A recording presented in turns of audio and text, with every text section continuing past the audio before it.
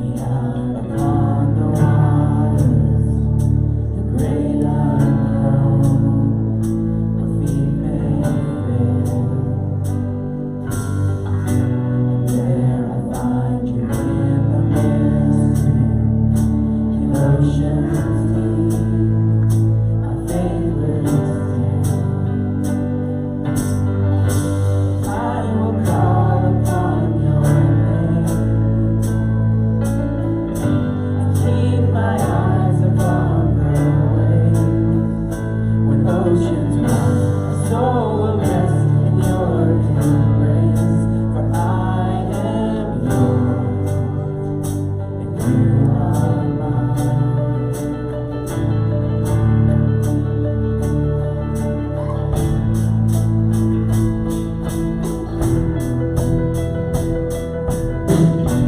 Grace abounding, Jesus wise, sovereign hand.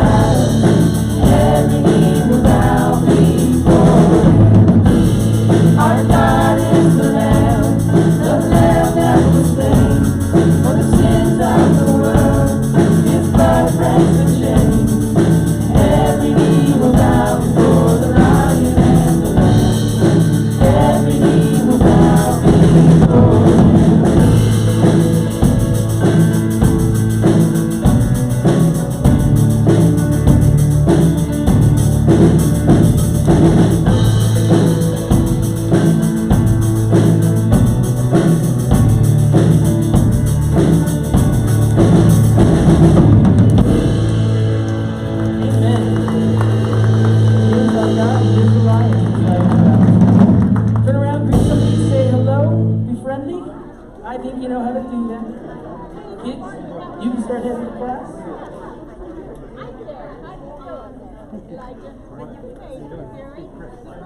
Good morning. Oh, Gary? How's it going? Good. You're going to have to remind me.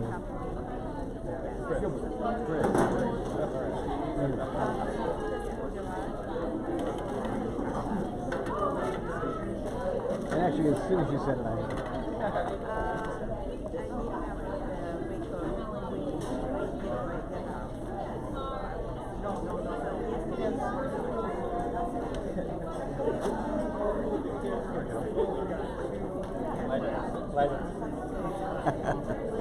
Can you blame him though?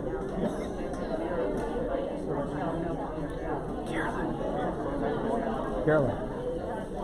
Oh, you're welcome. Well, good morning, good morning, good morning. Good morning. It's good to be here.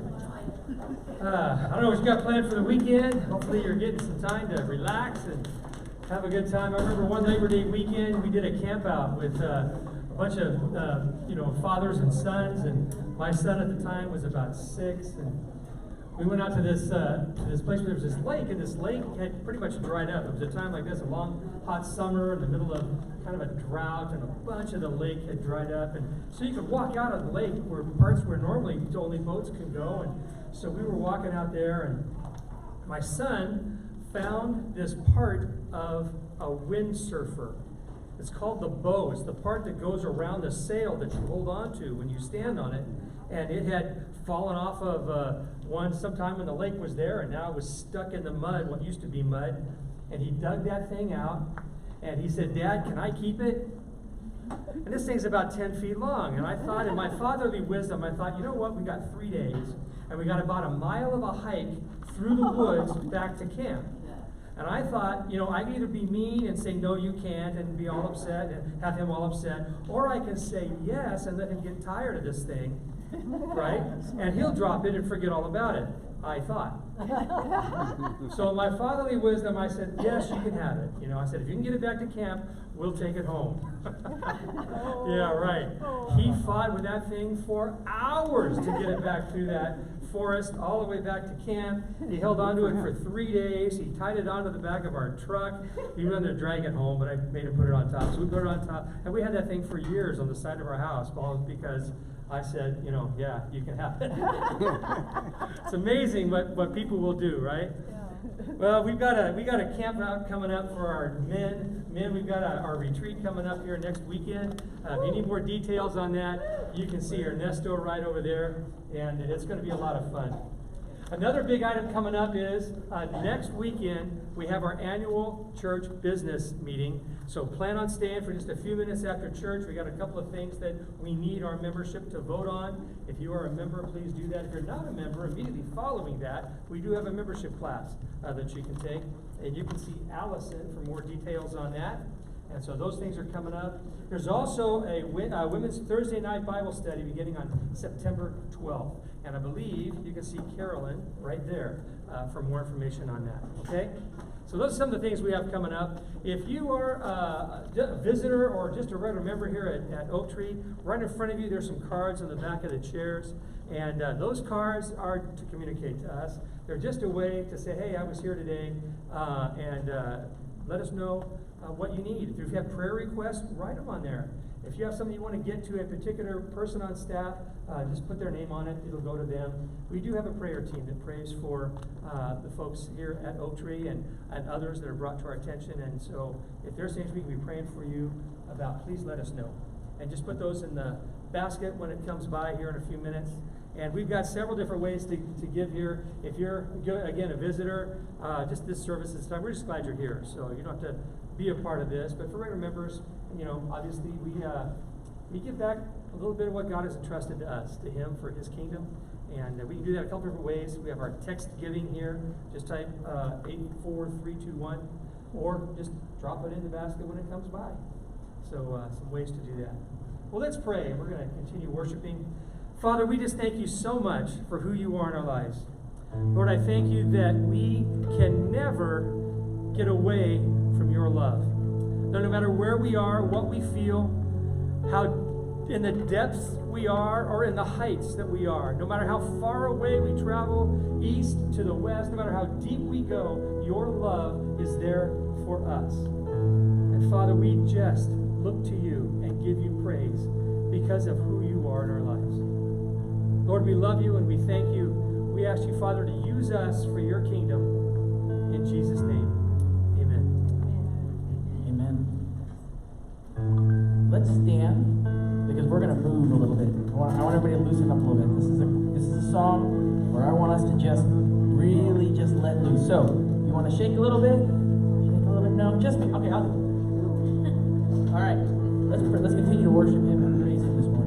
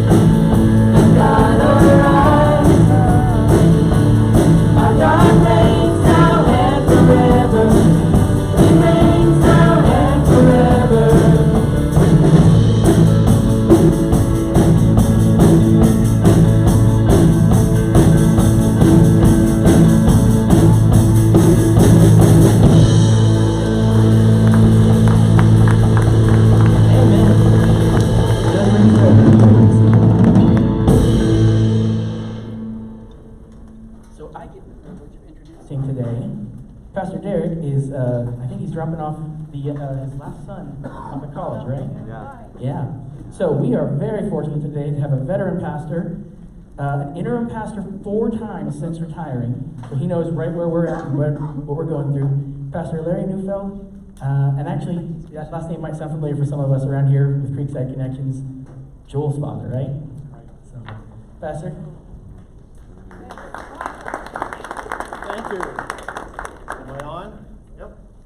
Good to be here. Actually, I was at Oak Tree What year did you guys start? 2001. I was here about 2002 when Douglas was here, was working with North American Baptist, and when the church was first getting started, Douglas had just moved into an office complex that he had. So I have a little bit of experience with that. We moved down here in July as stayed with my son, who's worship pastor at Creekside, and so they have 4 children, ages 6 to 12, and Grandma said, I want to be closer to those kids. And we were up in the Seattle area. So I retired 8 years ago, and since then have been interim at 4 different churches, as was mentioned. And I wanted to just share a little bit. Derek asked me to share a bit of that journey and to share a little bit of what some of that might mean for you. My first experience was in a church in Lacey, Washington. It was a church of about 40. It had been about 300. And the pastor who was there right before me had informed the church that God had not done anything in their life for 20 years, and he didn't envision God would ever use them again.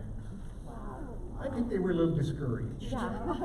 And so we spent the first, actually we were there 2 years, the first year just kind of encouraging them and realizing there were a group of people with a heart for the Lord, a heart to desire, but just needed someone to lead them. And but we wondered, where do you find a pastor for a group of 40 people that used to be 300? And so we went through the search process. The first list we went through, we set a deadline, we went through all the names, and we didn't find any that we felt were acceptable. We went through a second list, and we came up with 2. We interviewed both of them, and they both went elsewhere. And we were just kind of, God, what are we going to do? And the regional minister called me, and he said, there's a pastor in Michigan who wanted to apply, but he missed the deadline, and he just feels a call to come to the Northwest, Nick Jackson. And so we interviewed him. Nick came, a young pastor with a couple of kids. Now this is a church, when we were there, was 40 with 2 children, and now 6 years later, it's a church of about 240 kids. And it's just exploded because it was the right person.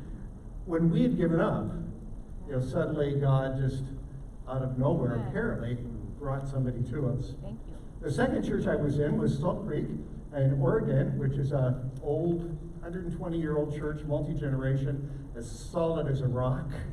And among other things, when I was there, they decided to build a gymnasium when an interim was there, and they raised $500,000 to do that in just a few months.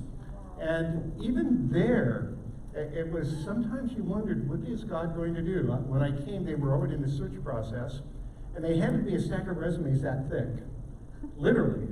And they said, read through these and see if you can come up with some names that you think would be worth following up on. And I went through that whole list, and I came up with one, maybe. And I said, well, maybe this name, and the chairman laughed. He says, I know him, no.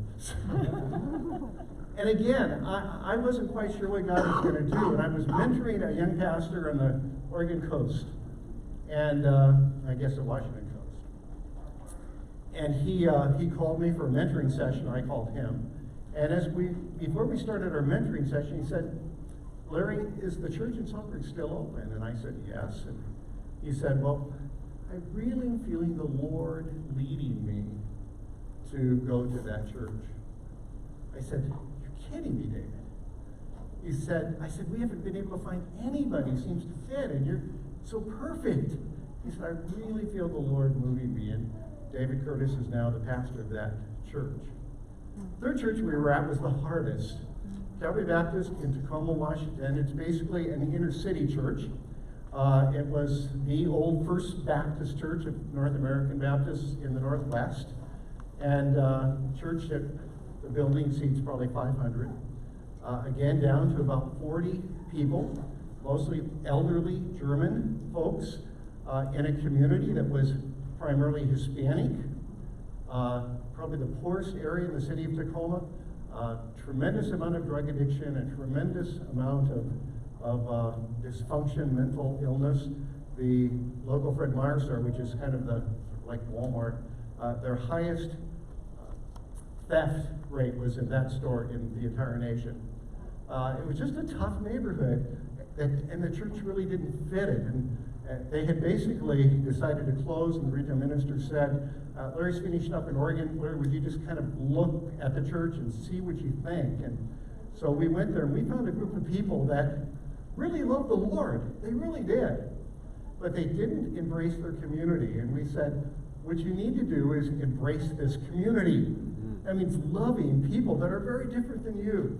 And I still remember, I tell Sally that the day that my heart leaped was the day that Betty Bullock, who's standing about this high, little German lady in her 80s, came up to a guy who was coming in, who was coming off of drugs, who was tattooed to the hilt and pierced to the nth degree, and Betty came up and threw her arms around him and said, I'm so glad you're here. And I knew at that point we'd finally begin to love our community the way they were. In fact, we went from a church that was almost primarily white. I looked in the children's ministry one day and I said, we're in heaven. There was every color of the rainbow that was gathered together. But how do you find a pastor in a church like that? What do you do? And again, we went through the process, and we got a pile of resumes, and not very many, because who wants to come to a church that can't pay a lot of money, that has a huge building, but not a lot of people, and we were starting to grow, and things were starting to change, but it was changing with people who were poor. And the ushers would tell me that it was interesting. In the back pew, there were a bunch of people coming from some subsidized housing nearby us, and he said it was always interesting. They would empty their pockets, and he said the total offering at the end of that row was sometimes like $2.87. Now, these were not people who could give a lot of money. And we just said, God, I don't know how we're ever going to solve this problem. And got a call from Phil Long. Phil was working with Native American people, the Lakota people in Rapid City, South Dakota, and had a real burden for the Northwest. Phil has tattoos, he has gauges in his ears, he has spiked hair, and I said, how are we ever going to get these old German folks to take this guy who's a heart for this community? And I'll never forget, again, one of those older German ladies who I said, you're going to have to, she was on the search committee, you're going to have to sell this guy to the church. And she said, Pastor, I've seen his heart, so I don't see his ears. Phil has come, and actually that's still formally where our membership is. He has an incredible heart. They have embraced that community. They just finished last week a soccer camp at the grade school that they did for the community, doing a tremendous amount of ministry. It's going to be a slow, hard slog, but he's a great preacher and a good pastor. And again, you know, somebody I thought we could never find of that quality. Our last experience was Damascus, Oregon. We went from one of the poorest areas in the city of Tacoma to the second richest suburb of Portland, Oregon. But in some ways a harder situation. Again, a church that had been in decline. I always get called at the churches in decline. That's my gift. About 35, 40 people, again, older. They had had a pastor who had been there 27 years. It had gone from 150 to about 40 in a steady decline. I mean, there was no break, no huge loss, just a steady decline. And I said to them, if you call a pastor like you've had, who was a wonderful pastor who they loved dearly, I said, but you'll continue to decline, you'll be dead in 10 years. I said, something radical needs to happen, but we didn't know what.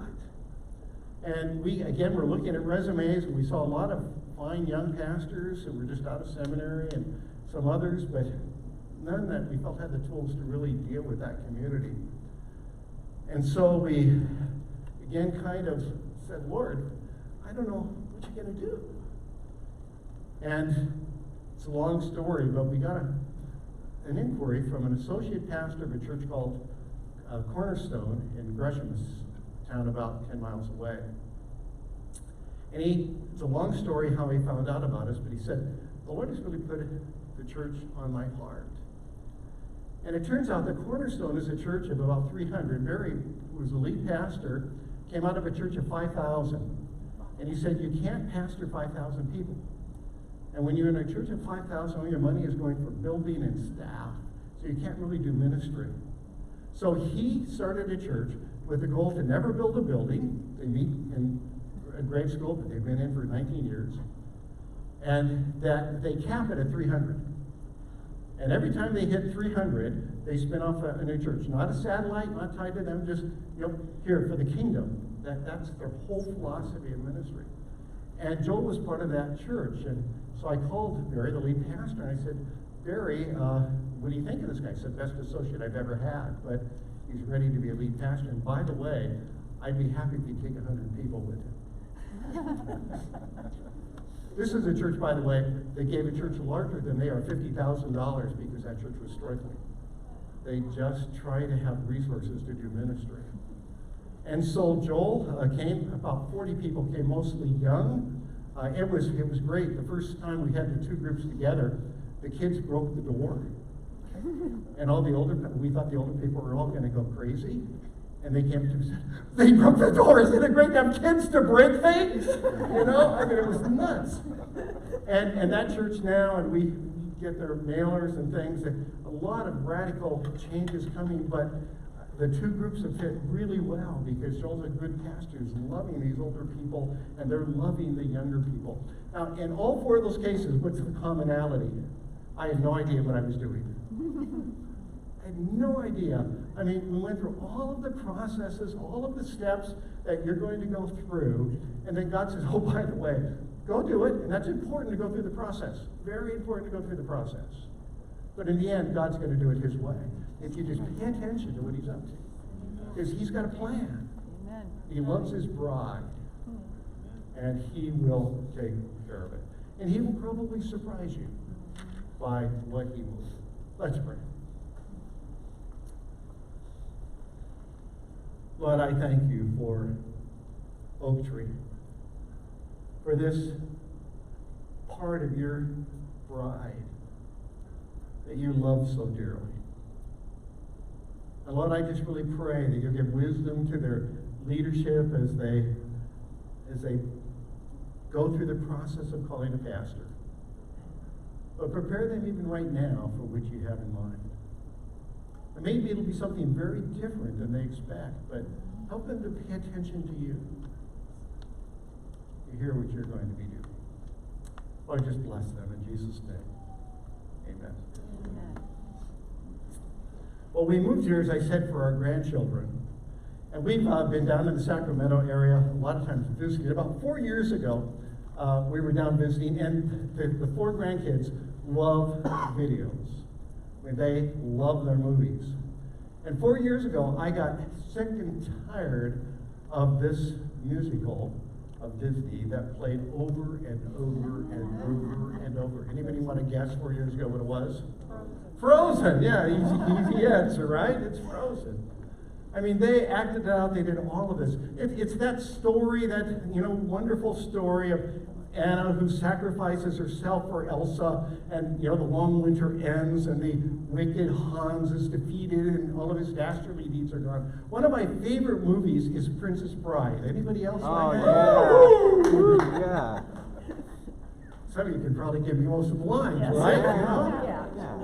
My name is Inigo Montoya. Yes, obviously you've seen the movie. And it's a story of Wesley, and Wesley is trying to get Princess Buttercup, and Prince Humperdinck is trying to defeat all of this, and while he's mostly dead, he manages somehow to defeat and to win. You notice that in all of those stories, and there's lots of stories like that it's never about loving the villain. Have you ever heard anybody who said, I watched Frozen and I really felt sorry for Hans and I really care about Hans? Anybody ever say that? Anybody love Humperdinck? I mean, nobody goes around saying, I love the villain. I care about the villain. He probably had a bad childhood or something. I want to tell you, the amazing, extraordinary, unbelievable truth of Christianity is that God loves everybody. God loves even the most unlovely person in the world. One of my favorite stories is about C.S. Lewis. He was attending a conference of religious leaders, and they were trying to come up with the answer of what is unique in Christianity. And when you think about it, there are a lot of religions that have the Judeo-Christian values, Judaism, for example. There are religions that believe in death and resurrection. Most things that we believe as Christians, you can find in some other religion somewhere. Lewis came into the room as they were discussing this. He said, well, that's quite easy. The thing that is unique about Christianity is grace. The thing unique about Christianity is God is a God who loves everyone, not based on what we've done, but based on what he has done for us. And I want this morning to talk about that love of God, that God who loves us that much. And I'm going to do it in a context that's probably a little surprising at first, and that's in the Old Testament. Most of us who grew up in the church, we think of the Old Testament, we think, that's about an angry God, right? I mean, I can remember growing up in the church and where God was really this really bad guy, and I can remember taking communion, and we used to use stale Wonder Bread, I think. And I can remember taking it, and it was dry, and it stuck in my throat, and I started coughing, and I remember praying and saying, Lord, please take me right now. I know I'm dying because I haven't confessed the sin. And that was kind of my view of God, of the Old Testament. But in the Old Testament, there's this wonderful story of God's incredible love. Psalm 107. Give thanks to the Lord, for he is good. His love endures forever. Let the redeemed of the Lord say this. Those he redeemed from the hand of the foe, those he's gathered from the ends of the land, from the east and the west, the north and the south. Give thanks to the Lord, for he is good. That's not the view of our culture of God. If you Google, a Christian is, what do you think you'll get? Any guesses? Christians are dogmatic. I read hypocritical, judgmental. There's a lot of other things, but that's peppered all throughout it. That's sort of the view of our culture. That somehow we have not done a very good job of proclaiming who God is. It's the job of the redeemed. Who are the redeemed? Those of us who are Christ followers. We are the redeemed. Our job is to give thanks to God for his good and his love endures forever. That's the message that we're to say. That's the message that ought to be just flowing out of our hearts and out of our lives in the communities in which we live. That God is a God who loves us, who cares about us, who has redeemed us. And to make sure that they get the point, he illustrates it 4 times. He gives 4 different types of people that he has redeemed. And this is not an exhaustive list, but it's an illustrative list of who God is and how God relates to people. Verse 4, the first group. Some wandered in desert, wastelands, finding no way to a city where they could settle. They were hungry and thirsty, and their lives ebbed away. The first group of people, he says, are wanderers. Now, Israel probably thought immediately of their wandering in the wilderness. But I think it's more than that. It's people who just can't really find a sense of direction, who are just kind of lost and living life and wandering about.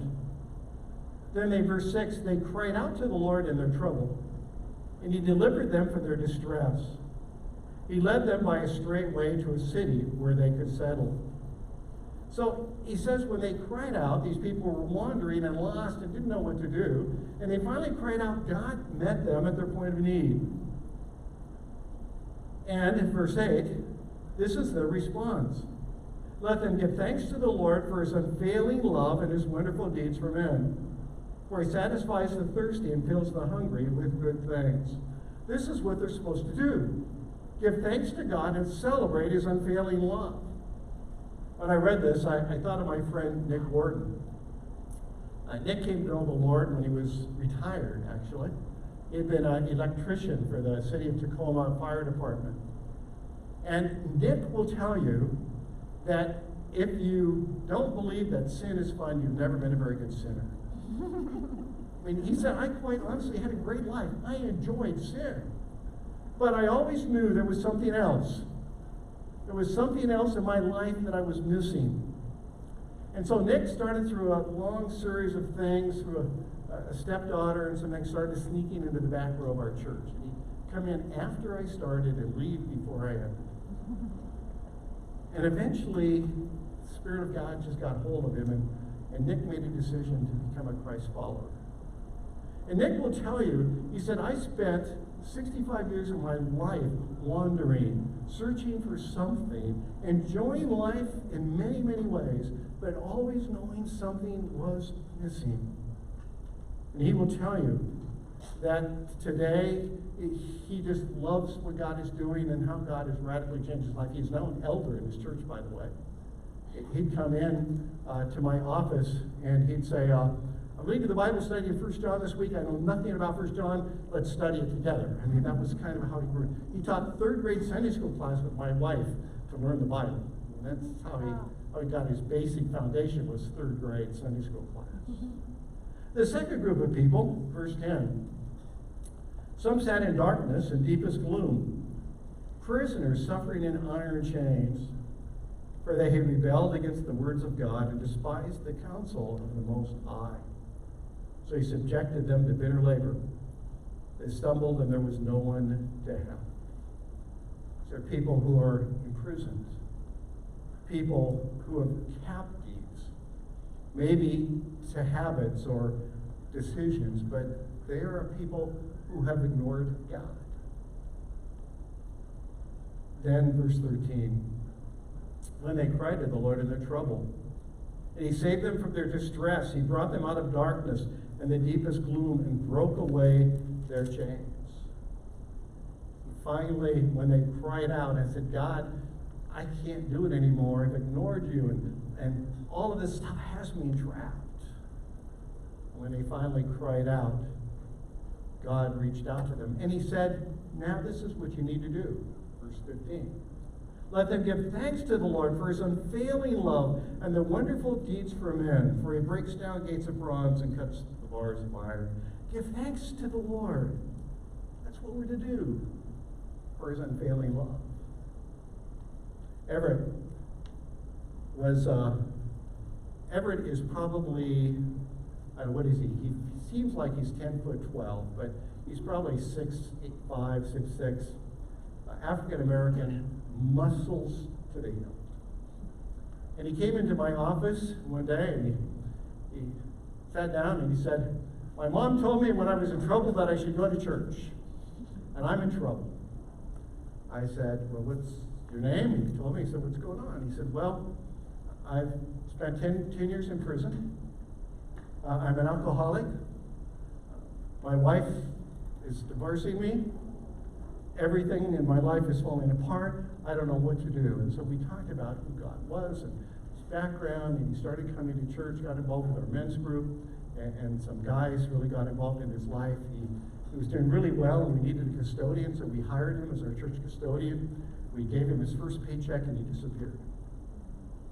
Disappeared with the car that somebody had loaned him to use. No way of getting hold of him. His wife had totally given up. And about 2 weeks later, Everett walks into my office, shaking, nervous, and find out that he'd gone on a 2-week drunk, totally wiped out, owed some money to some very bad people.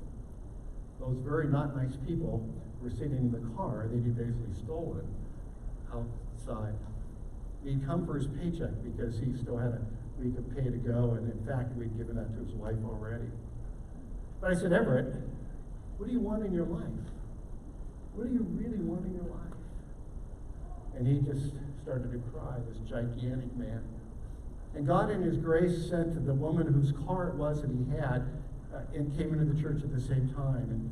And she said, Everett, I know a place in a town called Elma, a little town in Washington, where there's a pastor who's got a program for drunks. And if you'll go, I'll take you there and won't press charges in the car. Well, we still have these bad guys out in the car, right? They were packing, by the way. And Everett says, I'll do it. So she calls her husband away from work. He leaves work, comes, they take Everett, the youth pastor and I, take these not nice people to the bus station. And I learned later that Brian called his wife and said, if I never come home again, I love you. So anyway, Everett ended up going into this program. It was a 1-year lockdown program with heavy Bible study. And God just hit him over the side of the head. And he ended up, we renewed the vows with his wife. He got a good job.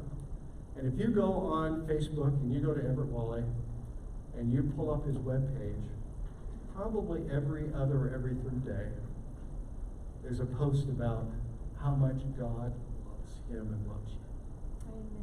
That God has just taken his life and just out of literally prison and all of his habits. And for all of these years, about 10 years now, he's been clean. The next group of people, verse 17. Some became fools through their rebellious ways, suffered affliction because of their iniquities. They loathed all food and drew near the gates of death. These are people who just are rebelling against God. Their lives are just rocked with sin. People who have totally ignored God. And then in verse 19, then they cried to the Lord in their trouble. And he saved them from their distress. He sent forth his word and healed them and rescued them from the grave. So, as messed up as they were, when they finally cried out, God said, I'm here, I love you, I care about you. And by the way, now that you know how much I love you and how much I care for you, what should you do? You should, in verse 19 and 20, give thanks to the Lord for his unfailing love and his wonderful deeds for men. Let them sacrifice thanks offerings and tell of his works with songs of joy. Give thanks to the Lord. That's what we're supposed to do, and tell people about his great love. You know, I can't read this passage without thinking about my dad. My dad was an alcoholic, died of cirrhosis of the liver. He really, he was a great manager, but weekends he was basically drunk. He would, when we'd travel, Sally would get so frustrated because she'd cook and he wouldn't eat because he was a drunk. So he would drink. And I watched all of the stuff that happened, and by the way, a wonderful Christian mom, I should add. But the last thing my dad did, that he did, in the hospital bed, he said, I need to get dressed and go to church. Now, what was going on in his mind, I don't know. I hope in the bottom of my heart that my dad at that point in his life was crying out to God. And I know that if he cried out to God in that moment, no matter how messed up his life had been, that God was there and loved him and cared about him and redeemed him. Finally, the fourth group. And this is, in some ways, the most interesting group. Others went out to sea in their ships. They were merchants on the mighty waters. They saw the works of the Lord, his wonderful deeds in the deep, for he spoke and stirred up the tempest that lifted high the waves. They mounted up to the heavens and went down to the depths. In their peril, their courage melted away. They reeled and staggered like drunken men that were at their wits' ends. These are people just living life. They're not bad people. They're not rebelling against God. They're not sinful. They're just living life. They're sailors. They're doing what sailors do. They're going out to sea. And as they're living life and going along, suddenly they get sideswiped. They get rocked. You know, something totally unexpected happens. They hit Hurricane Dorian. You know, and everything goes sideways.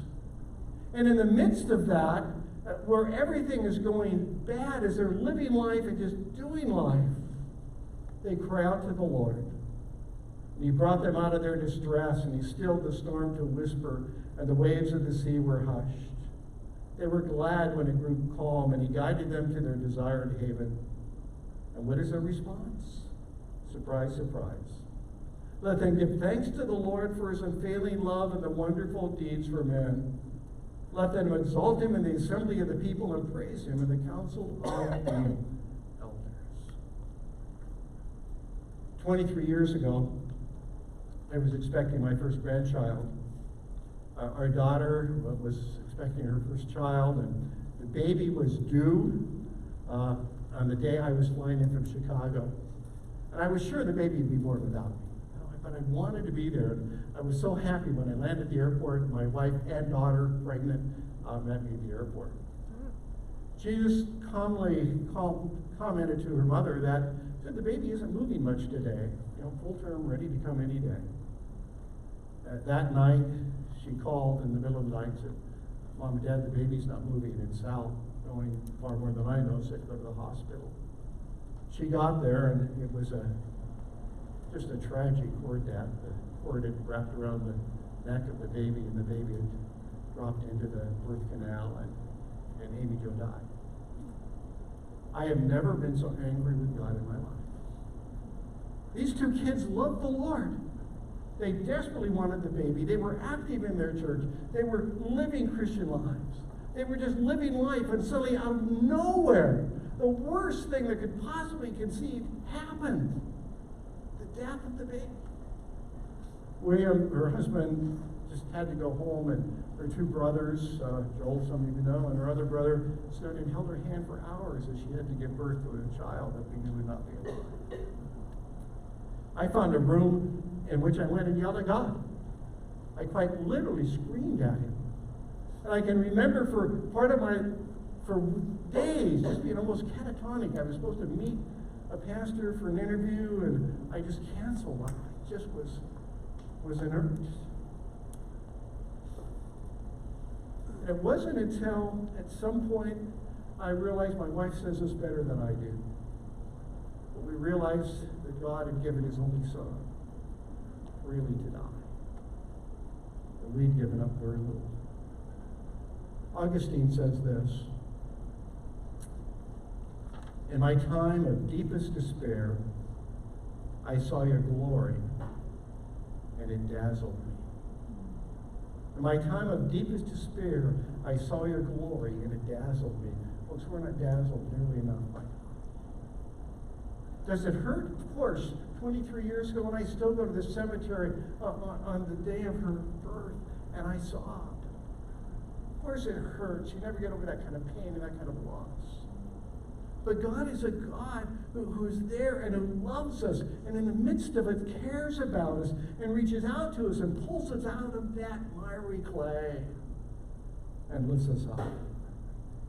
And he says, what I want you to do is to proclaim that I love you and that I am a God of love. The Psalms often are very repetitive. This is one of those cases. I think you've all probably figured out the repetition here. This is how God works. Wherever we are in life, if we are messed up or just living life, whatever happens, if we cry out to God, he is there and he cares about us, and he wants us to respond by giving thanks to the Lord for his unfailing love and his deeds for man. That's the challenge. It's a psalm of thanks. But at the very end, the psalmist kind of does a flipperoo. It becomes a psalm of wisdom. Verse 43. Whoever's wise, let him heed these things and consider the great love of God. If you're wise, you will take time to consider the great love of God. His love for this church,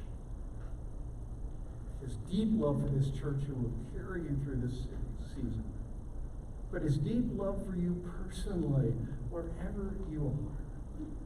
He just wants you to cry out to him, trust him, to proclaim that love in a world that so desperately needs to hear that. Let's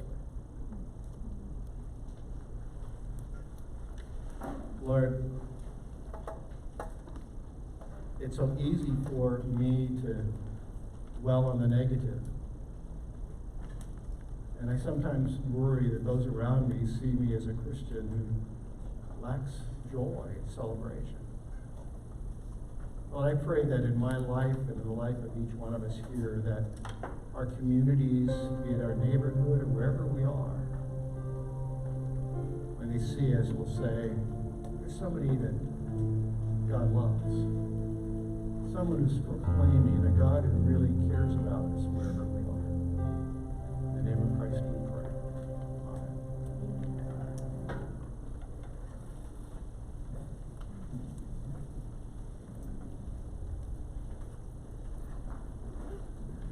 Would you stand with us as we continue to worship?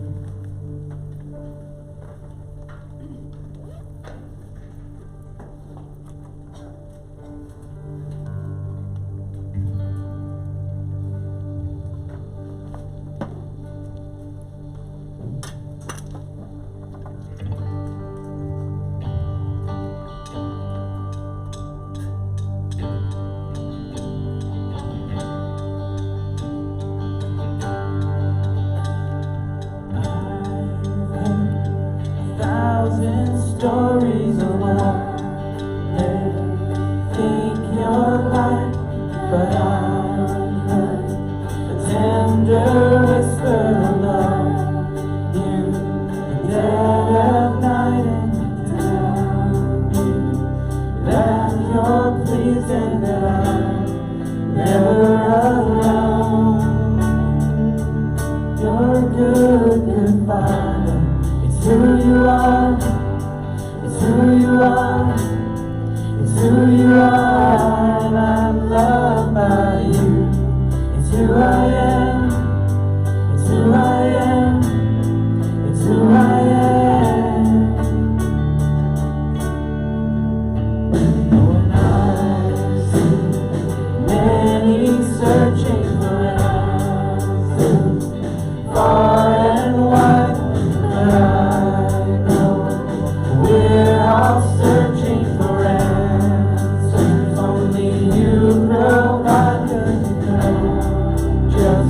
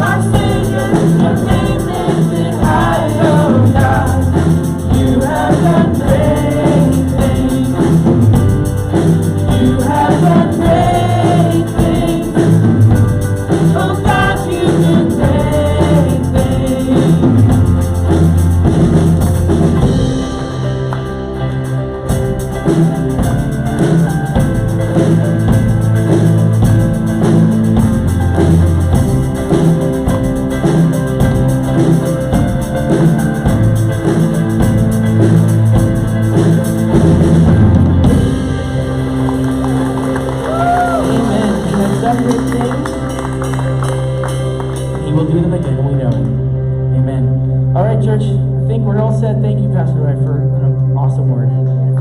Yeah. Let's say our charge and let's start it over. We don't go to church. We don't go to church. We are the church. We are the church. So let's go be the church. Let's go be the church. Amen. Have a wonderful week.